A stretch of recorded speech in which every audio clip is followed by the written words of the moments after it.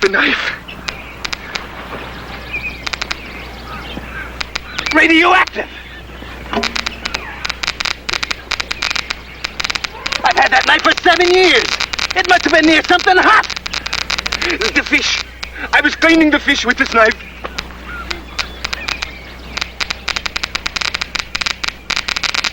If this fish is radioactive, it is from the water he has been in. But we've been all over the surface, too. But underneath, or the bottom, the currents from upstream someplace. 1,000 possibilities underwater. Yeah, could be, and that cooks us. Till we grow fins. A fortune waiting for us down there, and we can't get at it. Fred! Who says we cannot grow fins? Remember the skin diver we meet at Silver Springs?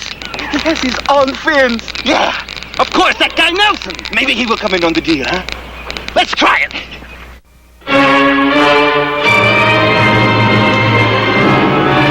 Now, radiation is something I'm not very familiar with. There's practically no risk at all, Mike. You see, the uranium in the ore deposits isn't concentrated enough. The danger comes when you start to refine it. It wasn't even strong enough to hurt that fish. What about that river bottom along there? You know anything about it? Not too much. I understand there's a lot of underground springs that feed in through the caves and the rocks. The channel's about 20 or 30 feet deep. Pretty shallow along the riverbank. How'd you happen to pick that riverbank anyway to prospect? Oh, the clay shows traces of uranium. A lot of people had it assayed, but it wasn't strong enough to make it commercial. I'm just as sure as I live that nobody's come to the real concentration because it's right down there at the river bottom, wherever that fish came from. It certainly sounds intriguing. Kind of like to be a part of all this. Does this mean you will come with us, Mr. Nelson? Well, a third of the profits could mean a lot of money, boy. Me, everything I owned I put into it. I believe in it that much. I might try it for a couple of weeks. That might be long enough if we organize it scientifically. You come with us and you can organize it any way you want it. When do we start? Tomorrow morning early enough? Not for Fred. I'll settle for that. We fitted the Geiger counter into a waterproof container. That is, we hoped it was waterproof. We made inquiries and studied maps of the area as if we were going fishing. We could hear the clicks through the case. Our Geiger counter was waterproof. It worked as well underwater as it did above, clicking all the time. It works! Best knife I ever had. I worked underwater with a Geiger counter, carefully and systematically covering one area after another. It was hard, tedious work, day after day, but I didn't find anything.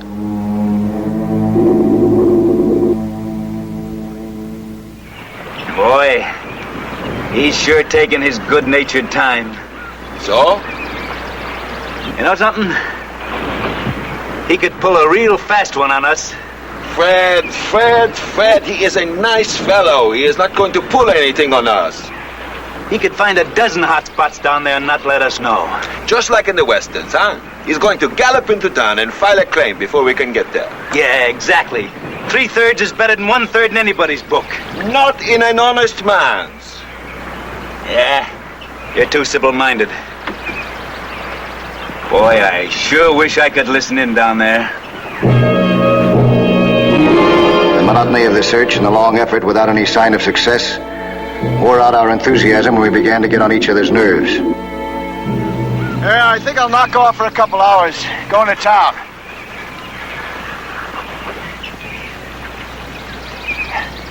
Why? See if I got any mail. You expecting something important? Yeah, an answer to a letter that I wrote about a job that's coming up. I asked him to postpone it for a while until I finish with you fellas. How long do you think that'll take? Well, we only have a couple of streams to check. Small ones. I think only take about 2 days at the most. And you're through with us, huh?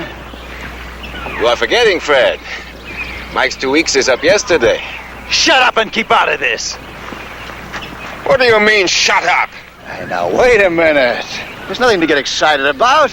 Maybe you think there isn't. Maybe I think there is. Like what? Never mind. I'll go get the mail for you.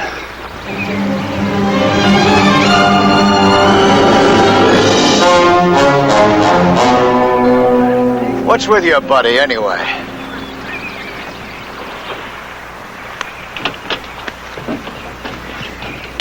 Forgive him, Mike. He did not mean anything. He doesn't? Are you sure he doesn't think I'm double-crossing him? What about you? You think I'm double-crossing you? No, I do not. And Mike, Fred is a nice fellow. It is this uranium thing. It is like a sickness. A very bad sickness.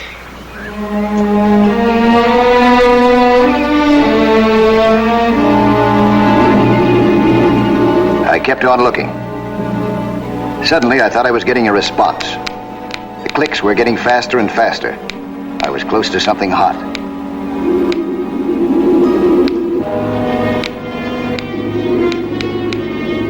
I was so interested in my search that I didn't notice I was sliding into a muddy part of the bottom, like quicksand. The more I moved, the deeper it sucked me in. I had to use my head, and fast.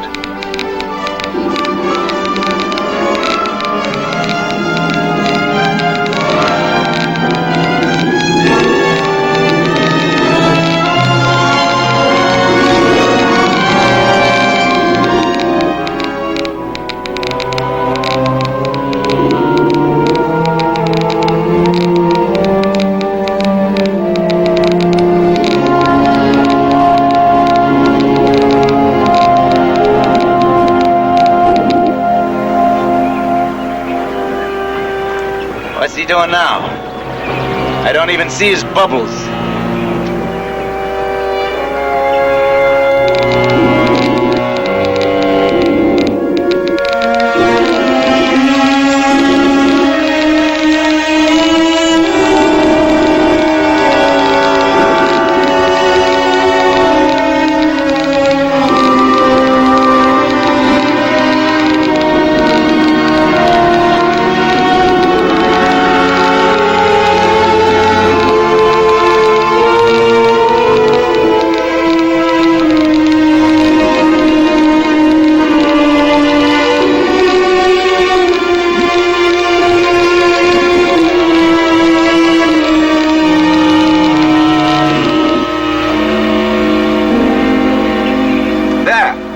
The bubbles on the other side of the river.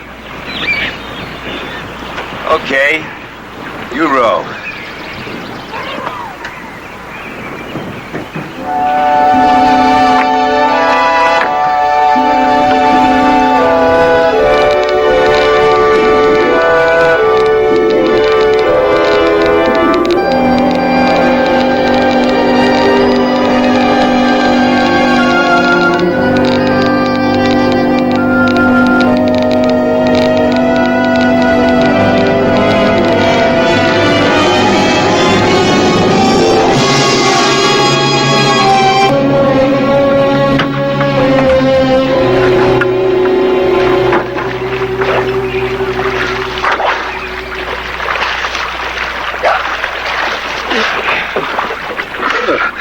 boy, did something happen down there?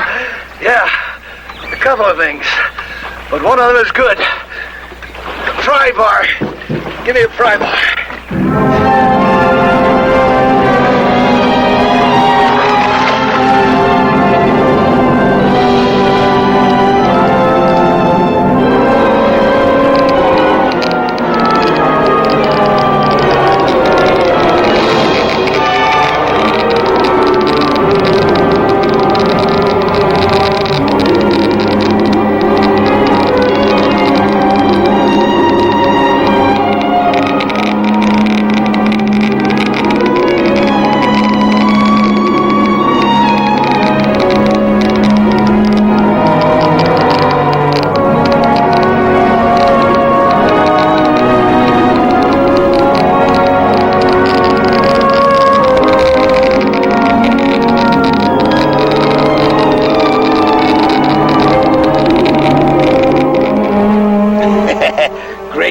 Just great. All we need now is a bigger sample so we can get it assayed. Yeah, you know, it might just be a rock that's picked up radioactivity from the water around it. But at least we know that it comes from this spring. I think we ought to move camp over on the other side of the river before I dive again. It'll make it a lot easier. Just across the river. Well, we've found it at last, boys. Let's go to work. Now I suppose there will be no more fishing. We must go to work and become rich. Or you object to being rich, huh? No! I think a rich fisherman can catch as much as a poor one. That's us. The three rich fishermen. Together all the way, boys, right? Said it, partner. Let's make our money first, huh? You know, I had a little trouble out there. I cracked this casing against a rock. It'll probably leak when I take it down. Gonna have to take it in town and get it fixed. I'll take it in. Well, thanks just the same, but I'll do it. Hey, why are you so anxious to go to town? I want to see if they do a good job on this. Together all the way, Fred.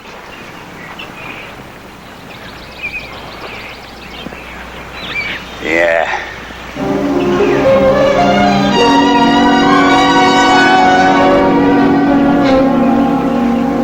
Henry, fill these tanks for me while I'm away, will you please? Sure. Me and the compressor are all friends by now.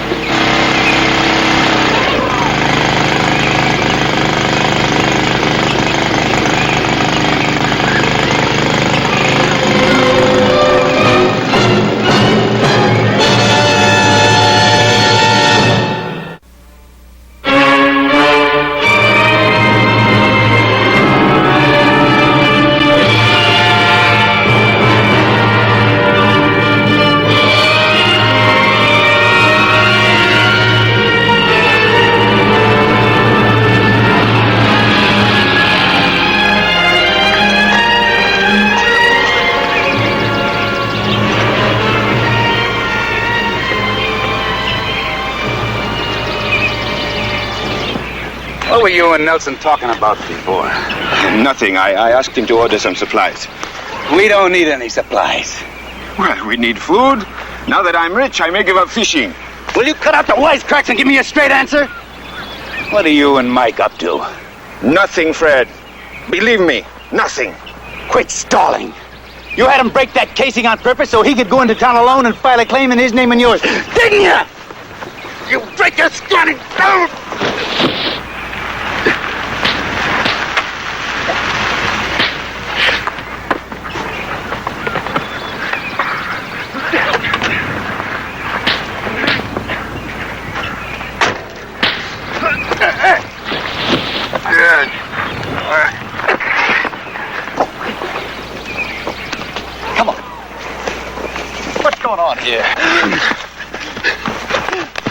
What's the matter with you, Truett? All right, Nelson. I'm gonna take you first. Well, that's all right with me. But what for? Because I don't like working with liars. That's what for. Turning on that compressor and making deals in front of me, huh? Deals? It's no use. There is only one way to convince him. Now, easy. I'll show you what kind of a deal we've been making. It's about time you grew up. There. Now, there's your deal, a knife. To replace the one that you dropped in the river. You want to make you a present of it. I'll give it to him the way he deserves. Right between the ribs. Stop it now. Hey, Nelson! Put down that knife. Now we're going to see who's telling the truth. Tie him up, Hank. What? There's the rope. Tie him up good and tight. Move. Both of you.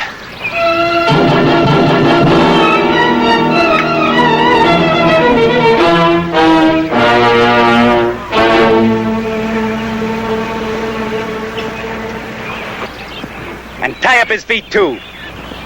And when you get that done, put on his air tank and go down where he brought up that sample and let's see if it was ordinary rock. Me? I can hardly swim, much less dive. That's just the idea. And when you're down there, I know you won't run away. You've been watching him long enough to know how to work that diving stuff. So you're going to bring me up a nice big sample of ore. That mud down there's like quicksand. It'll suck him under in no time. Shut up, Nelson! I'm not letting a fortune get away that easy. Go.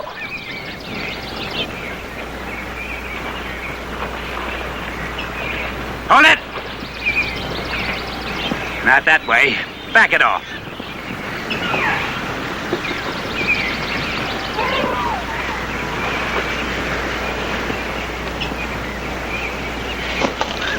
Thought I forgot about the knife, didn't you?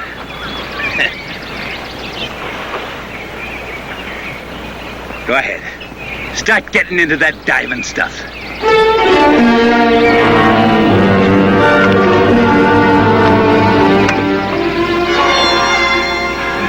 I must go?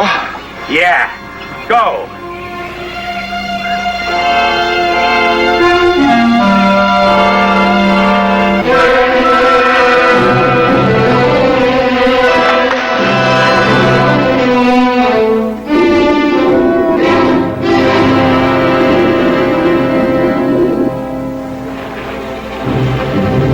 Henri was no one to send diving.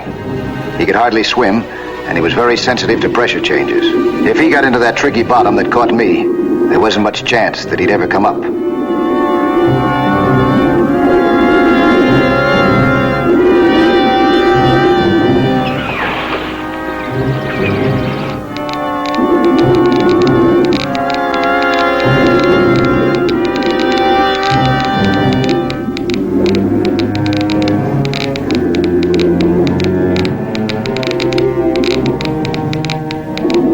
Just what happened. He stepped right into that soft mud and sank. He kept struggling and sinking in deeper. Luckily for Henri, the water was crystal clear at that spot. Fred, sitting above in the boat, could see what was happening. He suddenly realized what he was doing, that he was murdering his friend.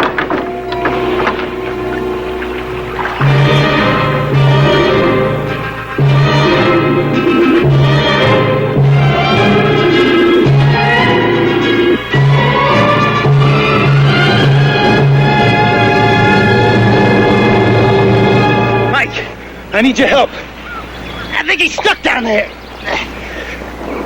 I see him sort of struggling. I think he's in trouble.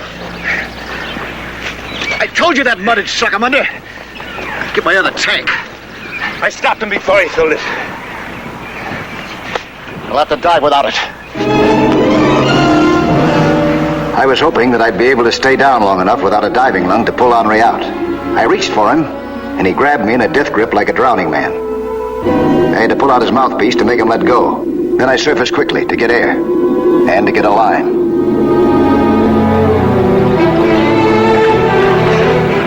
Is he still alive?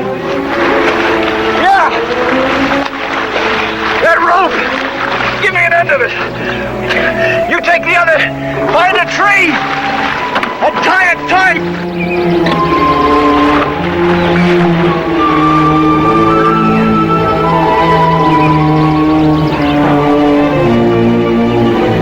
I filled my lungs with air and swam down again to Andre to tie the line to him.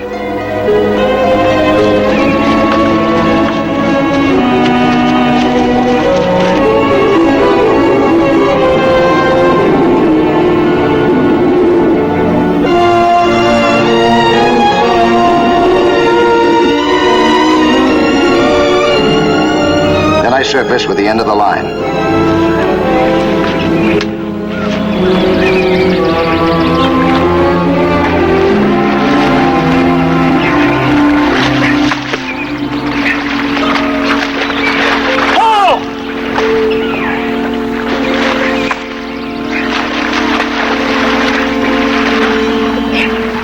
If Fred and I pull together hard, we might still get Henri out, alive.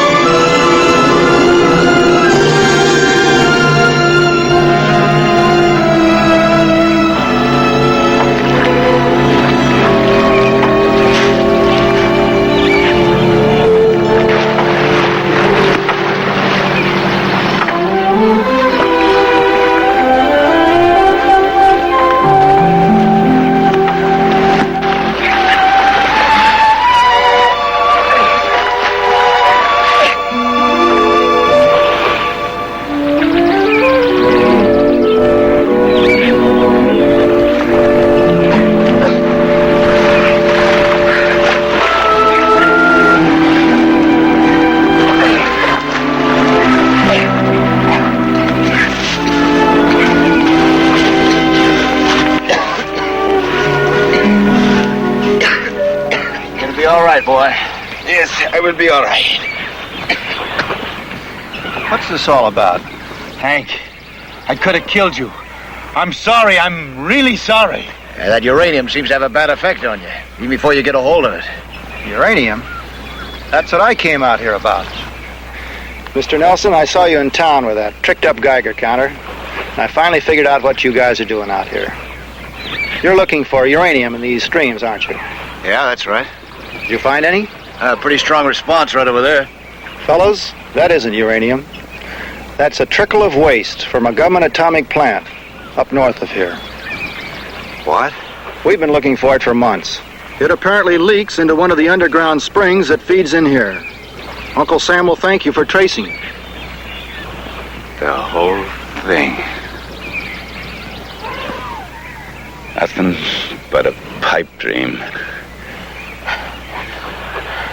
And now, maybe you will give up this wild dream and go back to a normal life, huh? You bet I will, Hank. Well, at least I got a new knife out of the deal. Thanks, Hank. And thank you, Mike, for saving my buddy's life.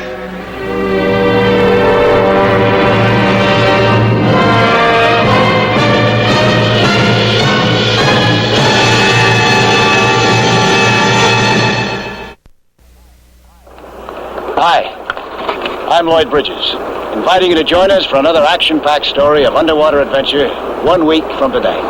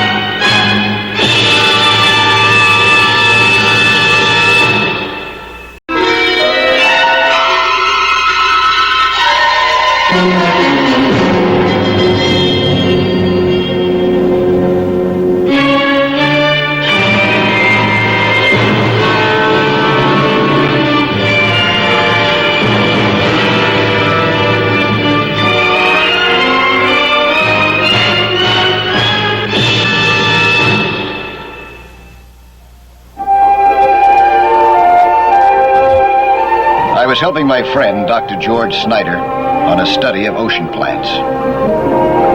But we needed money to keep the research going. That's why I was interested when I heard that a millionaire and his wife needed my services.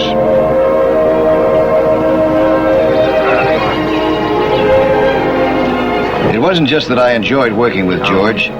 This research was a small but brilliant beginning of a vast project to turn ocean plants into food products. Look, I'm flying down to Puerto Blanco day after tomorrow with Mrs. Conway. I have my private plane. I'd like you to come along, Nelson. To Puerto Blanco? Why? Well, I understand that you're one of the best skin divers in the country. And I'd like you to teach my wife and myself all there is to know about it. Why? Well, I've heard that some of the biggest shark in the world run off Puerto Blanco. I want one, Nelson.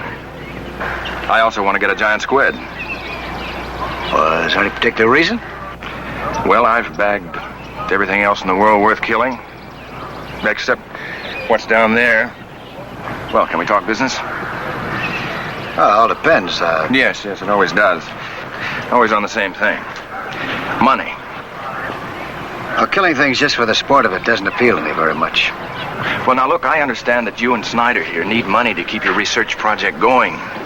How much? $5,000? Well, that's considerably more than the job is worth. However, it is a worthy cause. And tax deductible.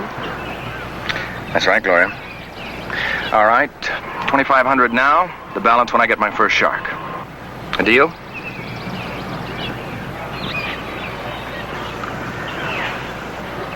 Yeah, all right, it's a deal. I thought it would be.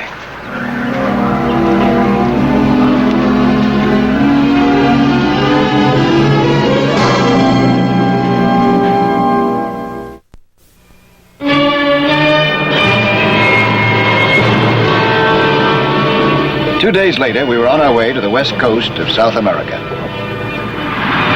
We landed at Puerto Blanco, an ancient fishing village to which a landing strip and a modern resort hotel had recently been grafted.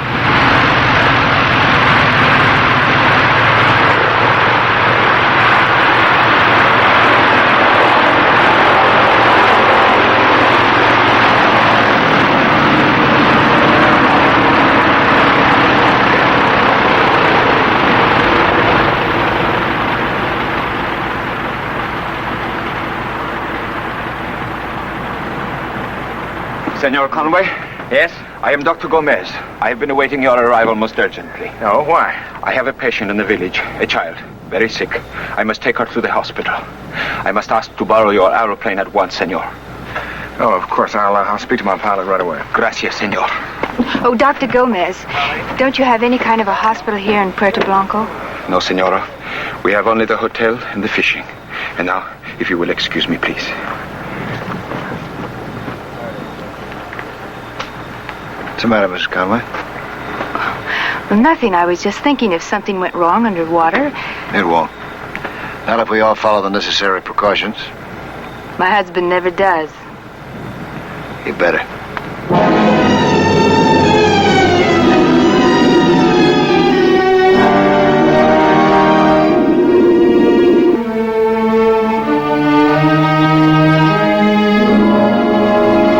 The next day, I went down to examine the deep areas off the shore. The water was quite warm, even at a great depth. I saw several fairly big sharks. I figured they'd be good hunting for Conway.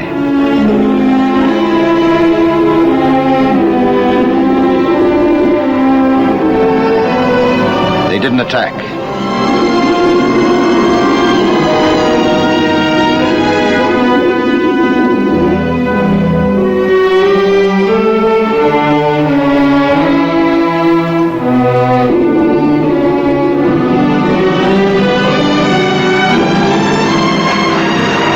Starting with diving masks and snorkels, I began to teach the Conways the fundamentals of diving.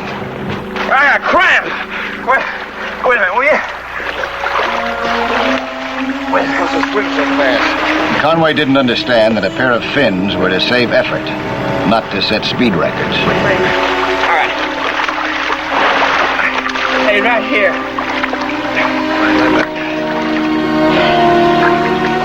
When I thought they were ready, I introduced them to the diving lung. I tried to get across the idea that the equipment was delicate and technical, and that in diving there was only one way to do things, the safe way. That's fine. Right, so I try to... Yeah, okay. That's right. Suck into it.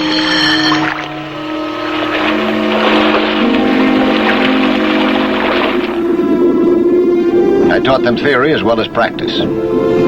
I figured Conway would follow the rules better if he understood the reasons. To give a clear picture of what changes in pressure do to the lungs, I demonstrated with a balloon.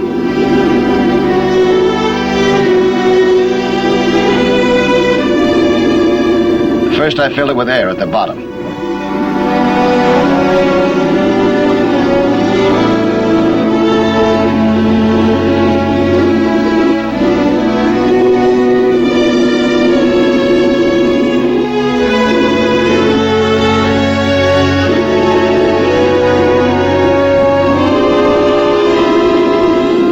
Then I swam up with it very slowly.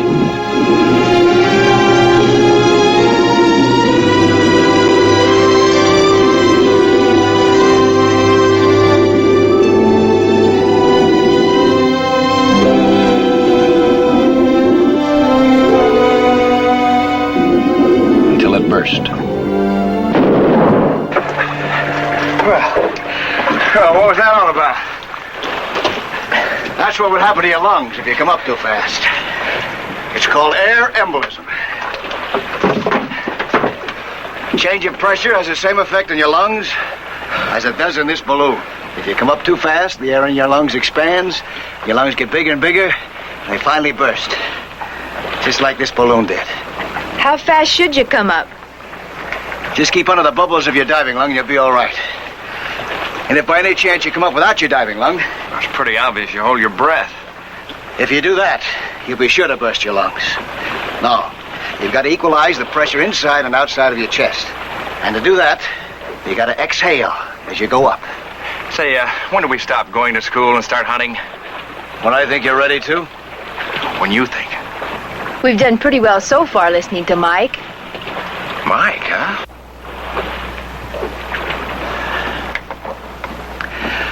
We've only been diving at a depth of 20 feet so far under controlled conditions. We're going to have to go down to 70 or 80 feet for those sharks, and up again.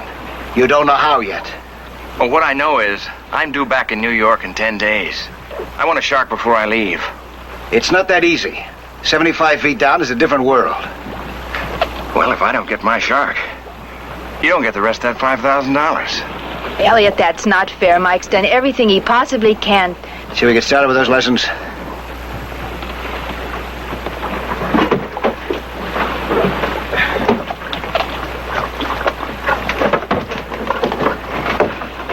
Mike, do you care if I skip the lesson today? I feel terribly tired. If you don't feel up to it, sure. Gloria, what's wrong with you? You never backed out on me before. I know. Oh, let's get on with it. Well, I'm sorry. Diving can be dangerous if you're tired. You can catch up with us tomorrow. Jose, give her a hand, huh? Thanks, Mike. Well, you're taking over all round, aren't you?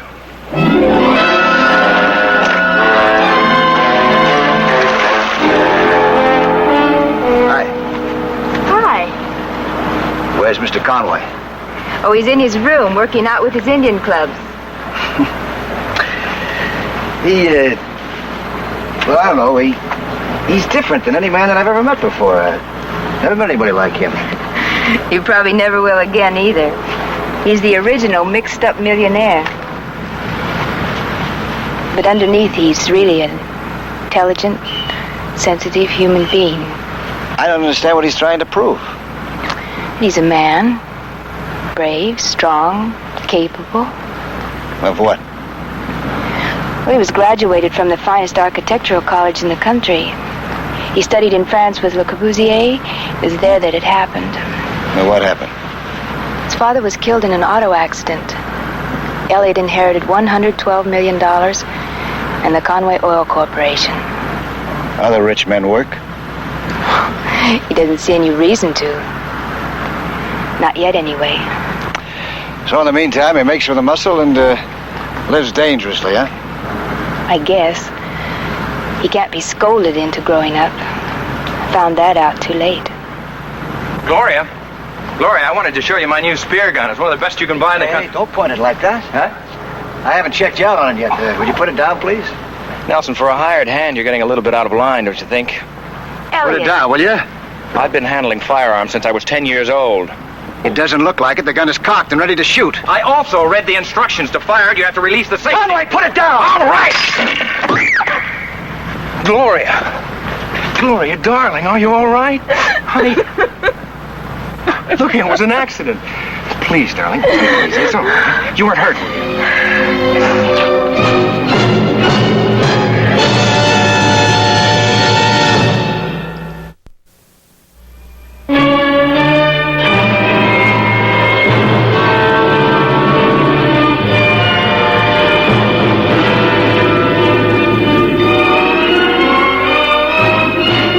Conway soon became a good shot with a spear gun. But it took him a long time to learn to keep it pointed away from other people, especially me.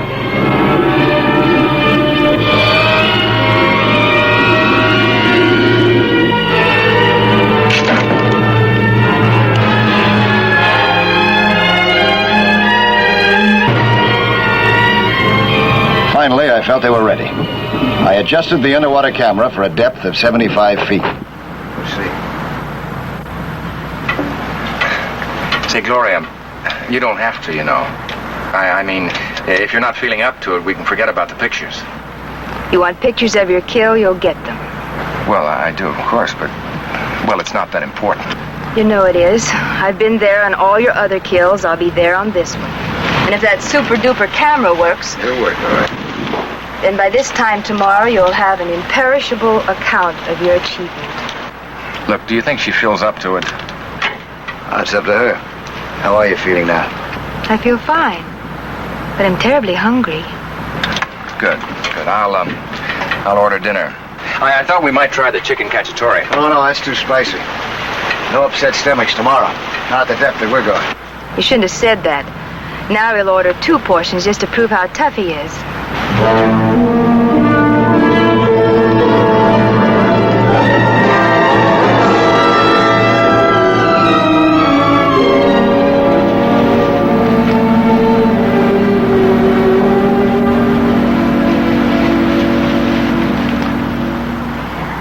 I know, I shouldn't have said that.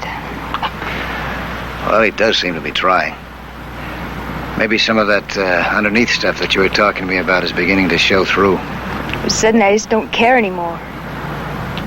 I made a bad mistake when I married him. And a worse one later on. It's probably just this place. After you get home. Home?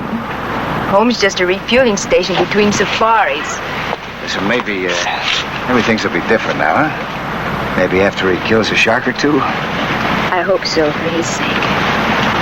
Well, I hope so, too, for your sake. You're sweet, Mike.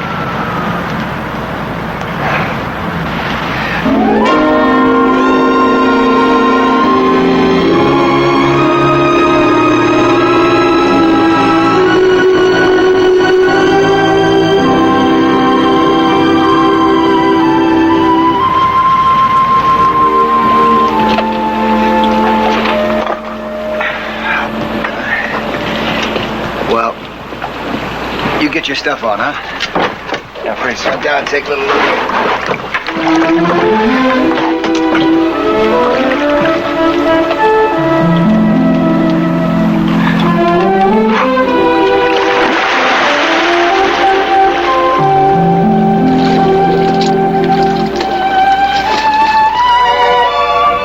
I went down myself again to find sharks for Conway. I chose the deep area of my first search.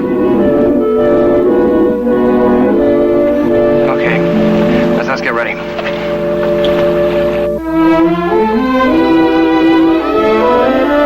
There they were, all right. Enough to satisfy any hunter. Or terrify him.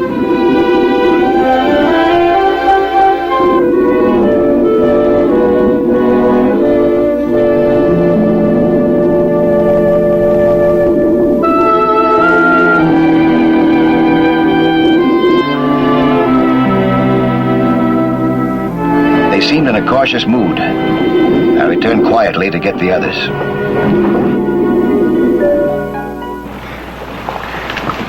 Say, Gloria, are you sure you feel all right? All things considered. Well, we can call the whole thing off, you know. Really? Well, sure. We don't have to do it today or even this trip. We can come back. That's what I thought you meant.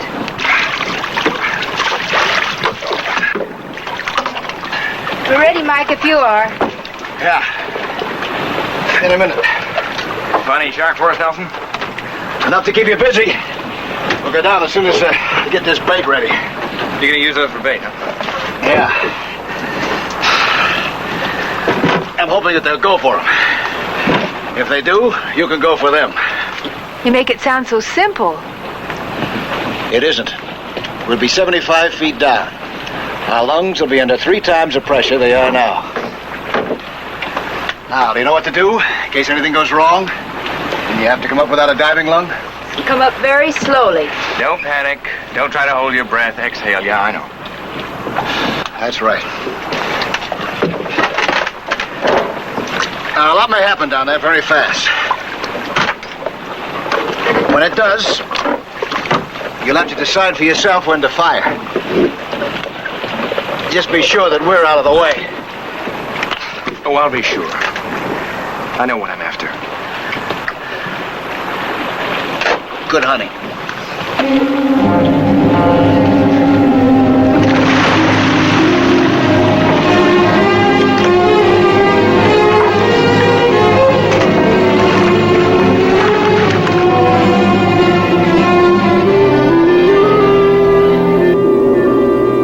As we swam down together, I prayed that the Conways would remember and follow my instructions. Facing sharks by yourself is tough enough, but having responsibility for other people on a shark hunt is really harrowing.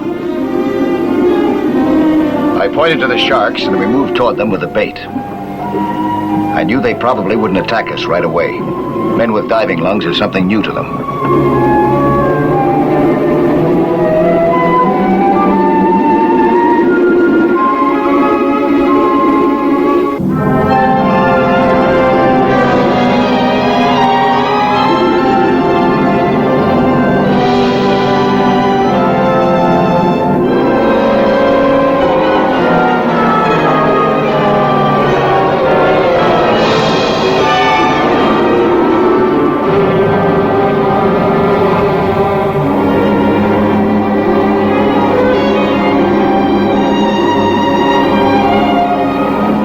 Wide circles, but one big one rushed in and gulped our bait.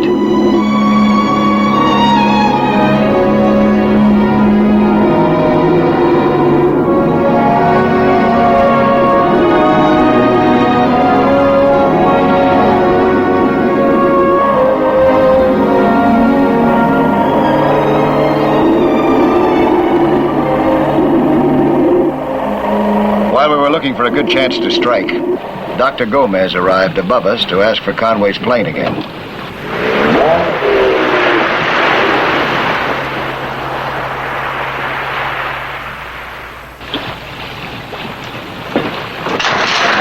No, Senior Doctor, they're diving below.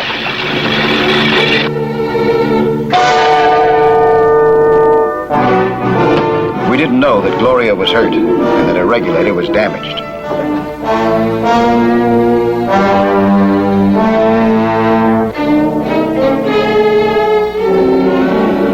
Conway and I were moving in on a shark when I looked back and saw Gloria lying on the bottom.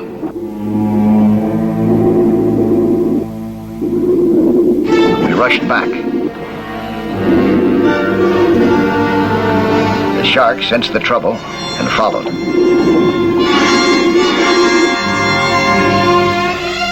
It was then that Conway came through like a hero. He was very calm as he quickly gave Gloria the mouthpiece of his diving lung.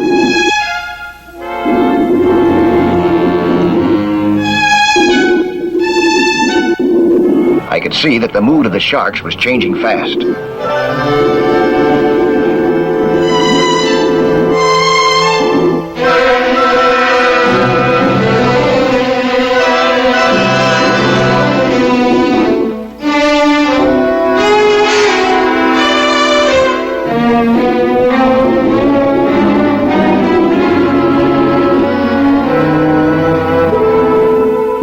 I sent the Conways up. They shared the lung and the way.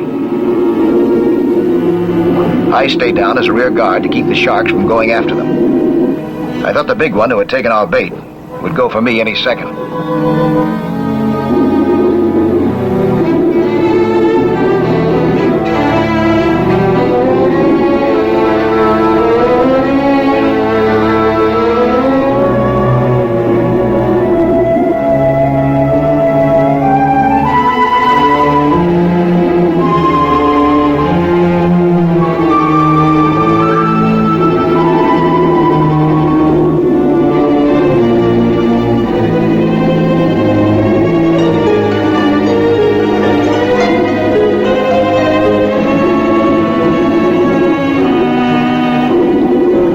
For me, I shot my spear. I got him.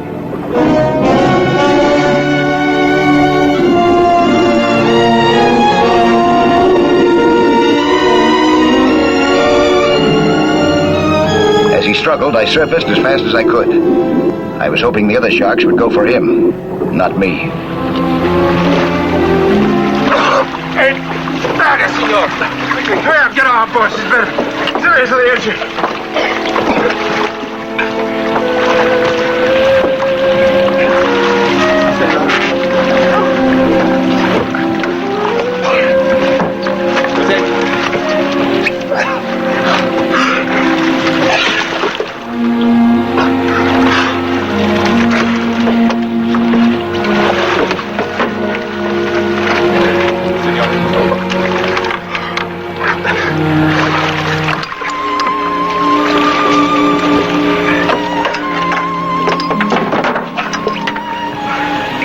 How is she? I cannot tell, senora. We must go ashore.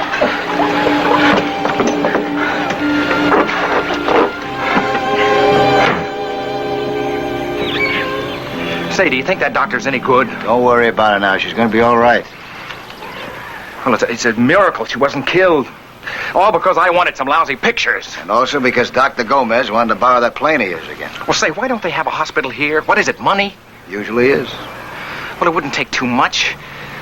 And there's a wonderful natural site for it on that rise near the shore. You know, a small hospital, 2 stories, maybe 20 or 30 beds. Something like that. She said that you studied to be an architect. You'd be a great one, she said. Senor Nelson. Yes. I should think that you would know better than to permit a woman in her condition... Well, look, how is she? She's my wife. She is quite all right. I will speak with you later. Perhaps you did not know how dangerous it was for her to descend to such depths. But he should have known. About what? That you do not subject an expectant mother to... A what? You did not know? Well, this is the first I've heard of it. In 6 months. Congratulations, senor. Well, can I go see her now? No. It is better that she rest. And I would suggest that as soon as you return to the States, you have her in a hospital for observation. Yes, that's where she should be now, isn't it? There is no hospital nearer than 300 miles. Well, there will be, Doctor. I can promise you that. Doctor, work will start before my child is born. I promise. Wait a minute. Take you that long just to draw up the plans? Now, Mike, you don't know me when I go to work. Your wife's gonna like that. Elliot, very much. Gracias, senor.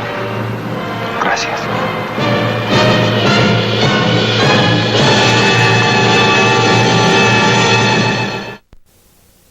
Hello there. I'm Lloyd Bridges. Skin diving is fun and adventure for young and old, but it can be dangerous. So know the sport well and don't take any chances. Be with you next week for another exciting sea hunt.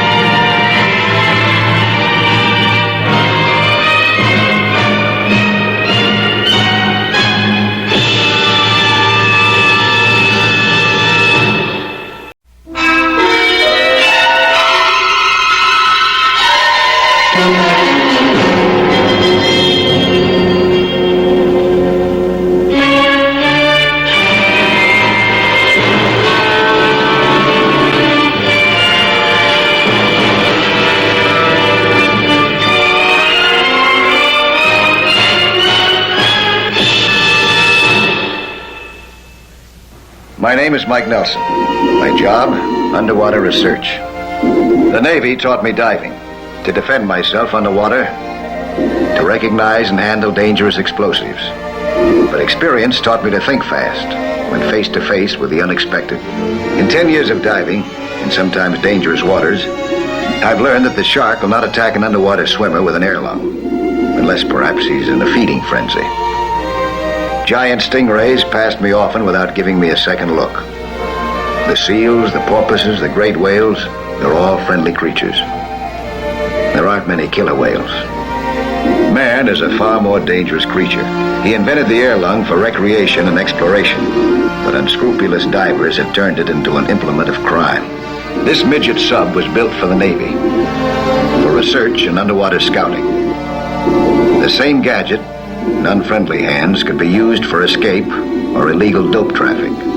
The sea sled was designed for sport, but unscrupulous fishermen use it for smuggling aliens into our country. Our Coast Guard keeps a watchful and protective eye on all offshore activities. But when a Coast Guard cutter or helicopter appears, the sinister forces may disappear and take refuge beyond the 12-mile limit. This is why that I was asked by federal agents to be on the alert and report anything strange that might occur in these waters. When a number of missile experts disappeared, I was asked particularly to scout the waters off Point Flannery under the disguise of another assignment. I didn't know that I would change from the hunter to the hunted.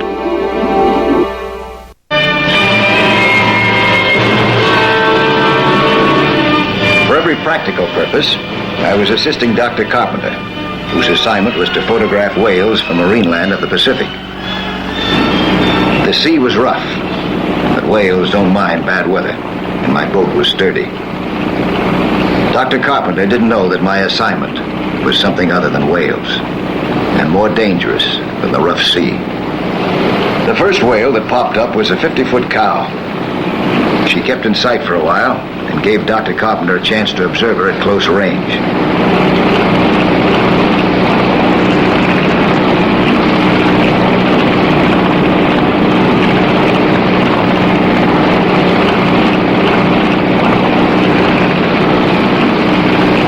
The whales kept jumping from all directions.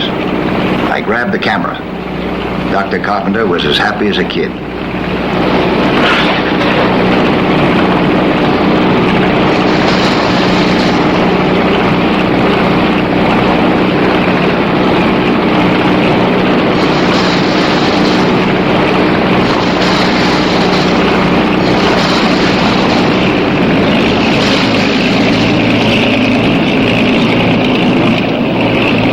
The good doctor was scanning the horizon.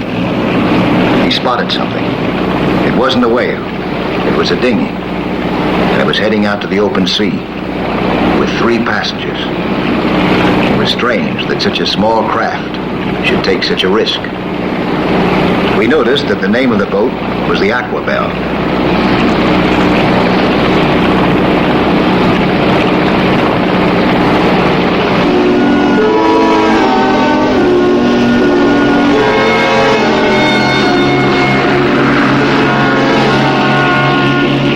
I switched on the radio for the late weather report, but what we heard was a special bulletin.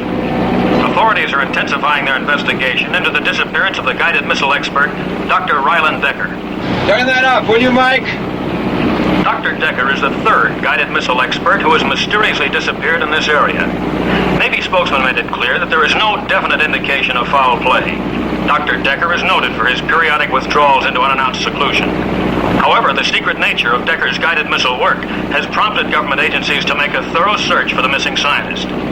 Now, from the nation's capital...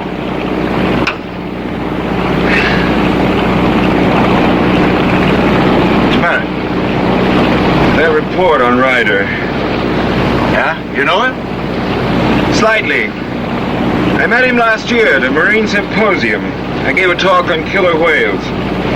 He was scheduled to talk on subsurface missiles. His disappearance, is it serious? Well, I remember that he disappeared from the conference, too. We finally found him in a park with some boys, umpiring a ball game. Hey, that figures. I acted uninterested, but I was far from that. We cruised several miles further out, then followed the coastline northward.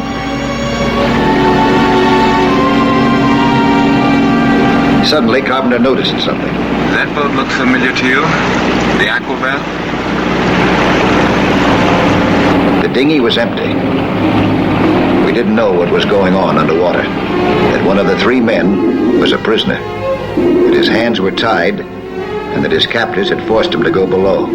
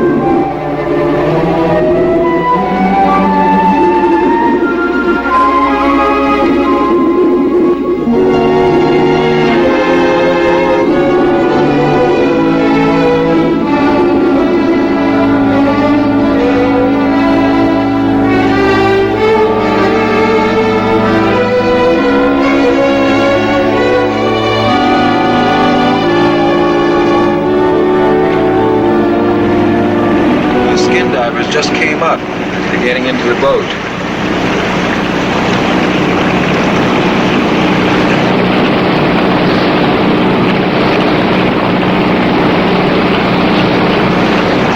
I didn't catch any fish.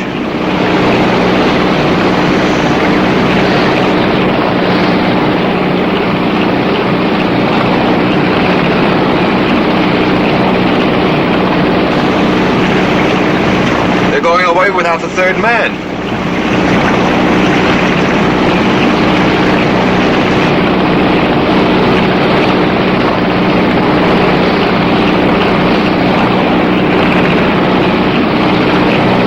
Oh, you're sure right.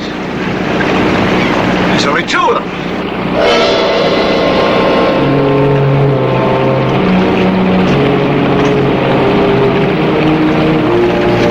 Something was very, very wrong. I changed into my diving gear.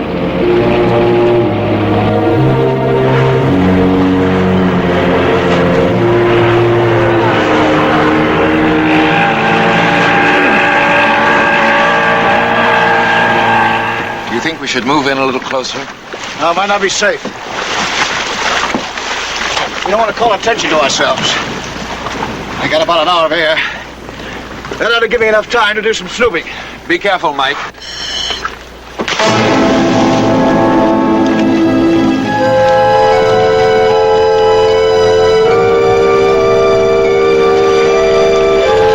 I went below to find out what had happened to the third man.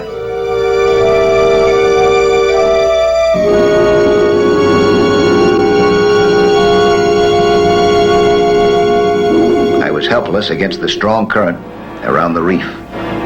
I was bounced around like a rubber ball. I tried to regain my balance, but I was incapable of fighting the turbulence. The only thing that I could do was to go with it until it subsided.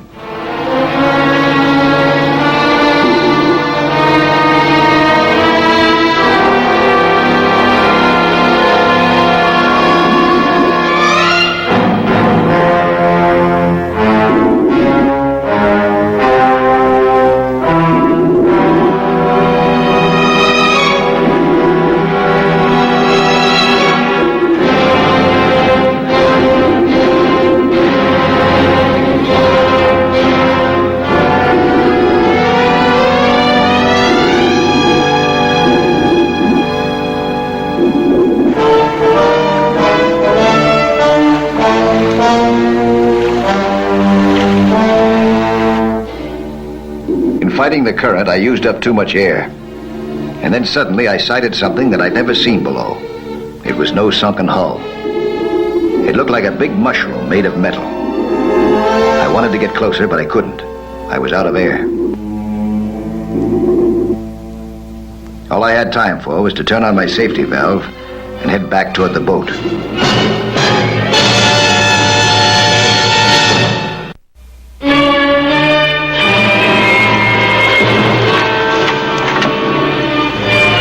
me attach a fresh tank, the last one aboard. It gave me 30 minutes to inspect that underwater contraption below. Mike, maybe you should forget all about it. This may be some sort of Navy detecting device, and the third man is the operator for it. No. If the Navy had anything out here that was secret, they'd be swarming all over us by now. The patrol boats, frogmen, the works. Whatever it is, it's none of our business. I'm gonna make another dive. We better get out of here. They might come back. Mike, listen to me. You come back and get me in exactly a half an hour. Mike. I gotta find out what that thing is down there.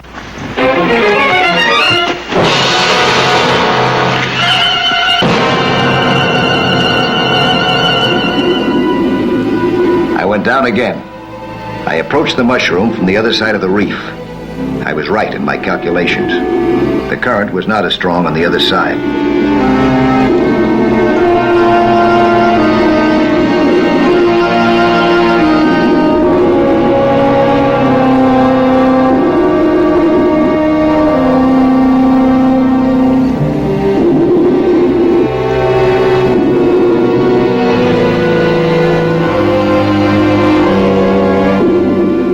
I reached the underwater contraption in a few minutes. And then I saw somebody standing inside. All of a sudden, it hit me. This was an underwater prison. There was an air bubble under that dome. A pocket of captive air that kept the water out by its own pressure. A maximum security prison. He had to stay in there or drown. You are Ryla Decker, aren't you? Where are you taking me now? Take it easy now. We're both on the same side. I don't believe you. There's no time to convince you. You're not one of them? No. How'd you find me then? There's no time to answer questions. I've got to get you out of here before they come back. They're not coming back. No? Their job was finished when they brought me out from offshore. I don't understand any of this. Why are you down here, you know? They said something about a seaplane picking me up. Then this must be some kind of an underwater station. Uh-huh. They're gonna send divers down for me with a breathing device for me. And soon. Whoever's masterminding this deal must know that you can't last very long under this dome. Tell me, you're obviously an expert at this. What would my chances be of reaching the surface without a breathing device? With you helping me? Now, reaching the surface wouldn't be any problem. It's whether or not my friend will be back when we get up there. You're not out here alone? No. I sent him away when I came down to investigate. You sent him away? Yeah. But he ought to be back right now. Let me see. I got an idea how we'll do this. I'm going to go up and take a look. And if he's there, we got it made. You'll come down again for me? With a breathing device? Right away. Now, you take it easy, huh?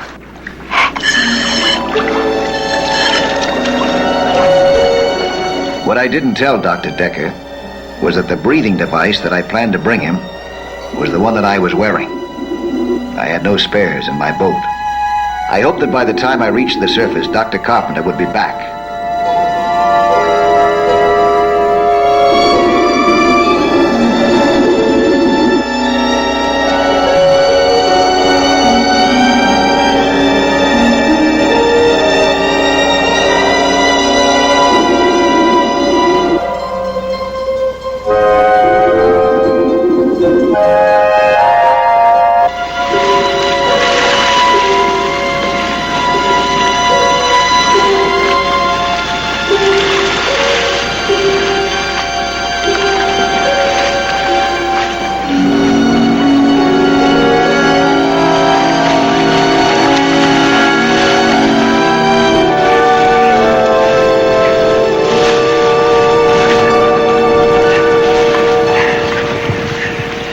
It's an underwater station down there.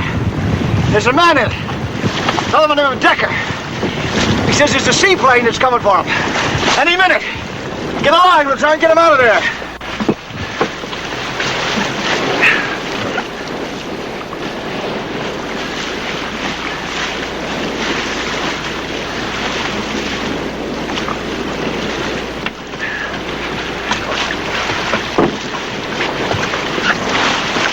Now, when Decker yanks on this line, you haul him up. But not too fast. All right. Got the rest of it straight? After he gets on board, get him out of sight, and then go to the Coast Guard station at Bayard's Cove. Why can't I contact the Coast Guard by radio? Now, I don't want to take a chance. That seaplane might cut into our wavelength. You deliver the message in person. Me? Why me? I won't be able to. Decker will explain later.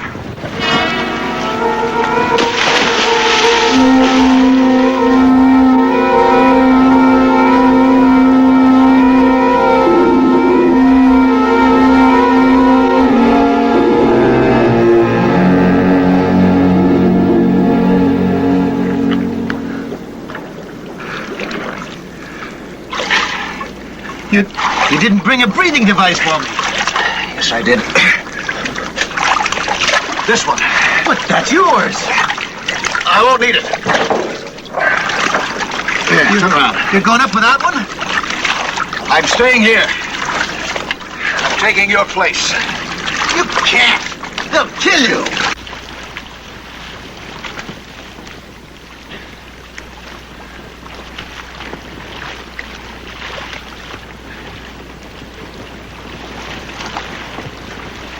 I'm hoping they won't know what you look like. That they'll think I'm Dr. Decker. You better give me your hood. You'll help disguise me, huh? What? Why should you take a chance like this? Those divers come down here and they don't find anyone. They get back in their seaplane, they could very easily spot our boat from the air. They could overtake us before we got to shore. Now, when you get outside this dome, you yank on this line. Here, put it in your belt. My friend Carpenter will be up there waiting to haul you up. Here. Now, you know how to use this? Yes, they showed me. Good. Now, you're gonna be all right. Thanks. You're a brave man. I'm just hoping that you get to the Coast Guard in time to save my neck. Here, let me help you here.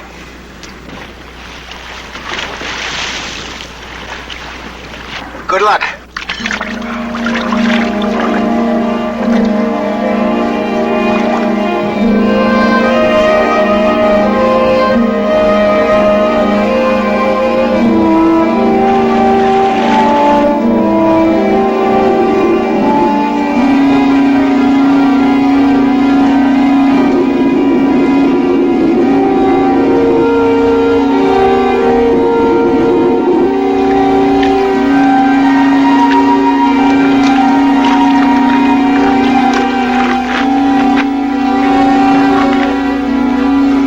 Dr. Carpenter was a good man.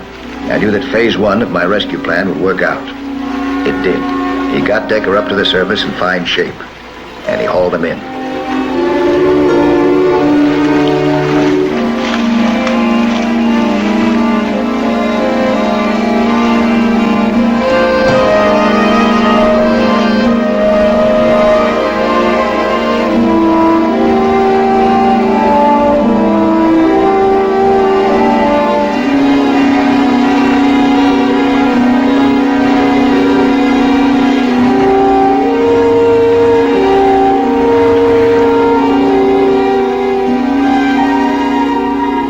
Phase 2 went into operation next, also without seconds to spare. His job was to get to the Coast Guard before the seaplane arrived.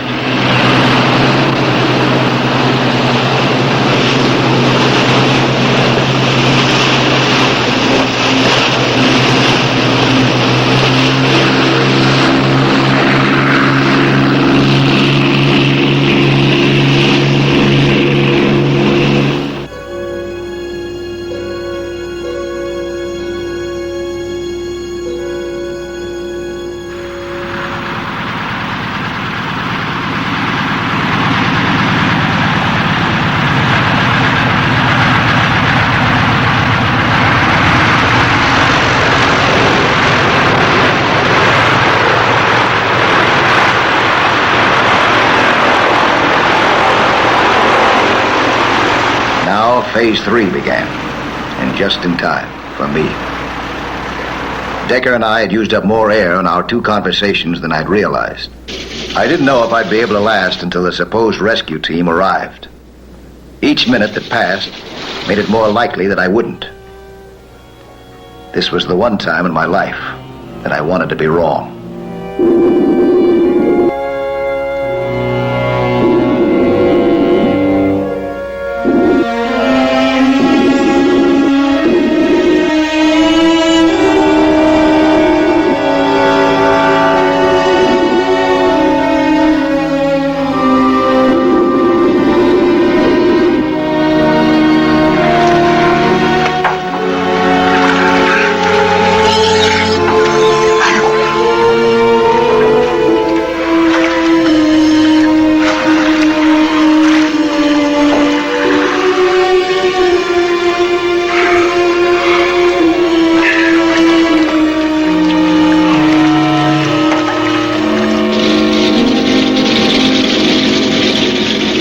Suddenly, a Coast Guard cutter appeared on the horizon,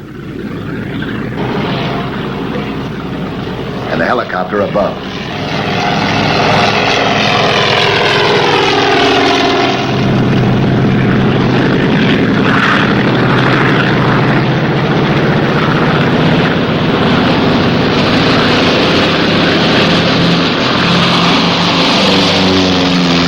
The seaplane took off in a great hurry, leaving the two divers behind.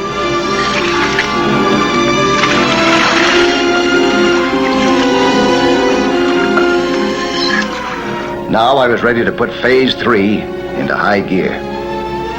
They expected a helpless old man, but they were a little surprised. When I ripped his intake tube, he had no other choice but to surface. That was one down, or I should say up, with one more to go. But this second one would be tough, now that I'd lost the element of surprise. I had to think of some other trick.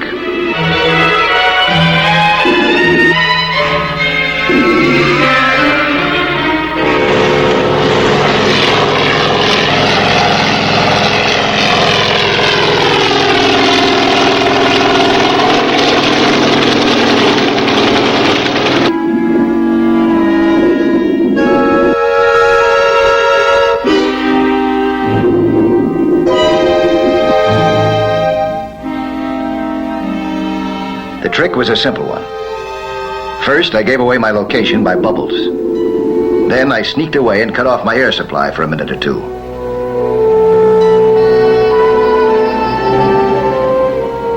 As I had hoped, he followed my bubbles and was surprised not to find me behind the rock.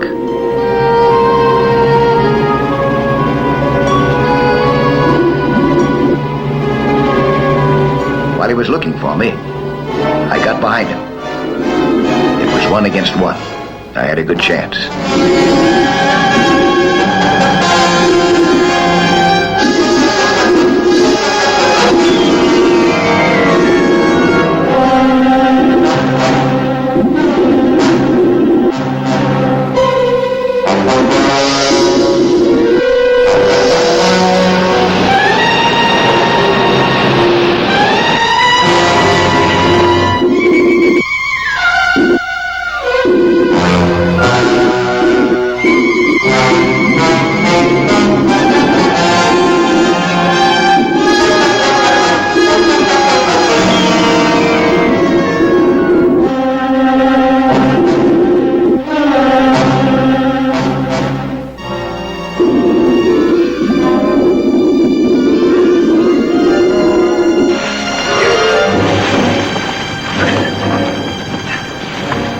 We surfaced together.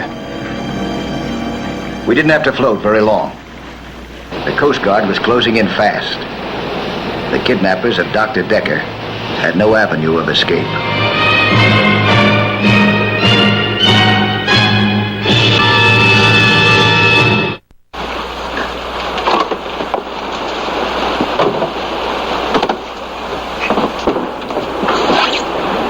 I'll be back next week at this same time with another sea hunt story. Plan to be with us again, huh?